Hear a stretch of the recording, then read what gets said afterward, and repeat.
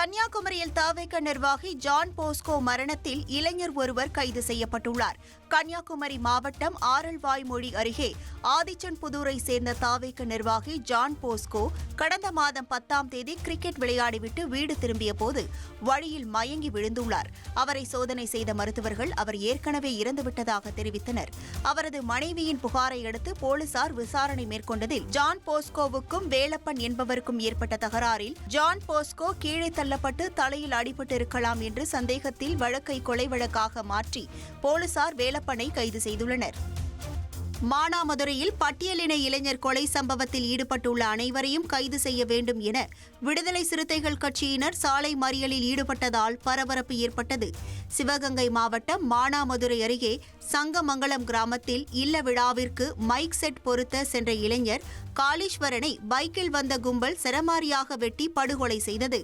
இதில் சம்பந்தப்பட்டவர்களை கைது செய்ய வேண்டும் என கோரி சிவகங்கை தேசிய நெடுஞ்சாலையில் விடுதலை சிறுத்தை கட்சியினர் சாலை மறியலில் ஈடுபட்டனர்.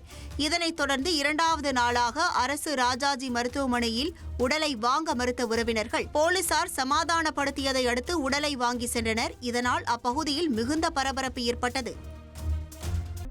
நச்சு காளானை உணவில் கலந்து மாமியார் மாமனார் உட்பட 3 கொலை செய்த குற்றத்திற்காக ஆஸ்திரேலிய பெண் ஒருவருக்கு 33 ஆண்டு சிறை தண்டனை விதிக்கப்பட்டுள்ளது. கடந்த 2023ஆம் ஆண்டு மெல்போர்ன் நகருக்கு அருகே லியோங்காதா நகரில் இந்த சம்பவம் நடந்துள்ளது. இதில் நச்சு காளானை உட்கொண்ட அந்த பெண்ணின் கணவர் உயிர் பிழைத்த நிலையில் குற்றம் புரிந்த எரின் பேட்டர்சன் என்ற 50 வயது பெண்ணின் மாமியார், மாமனார் மற்றும் மாமியாரின் சகோதரி அவர் சமைத்த உணவை சாப்பிட்டதில் உயிரிழந்துள்ளனர்.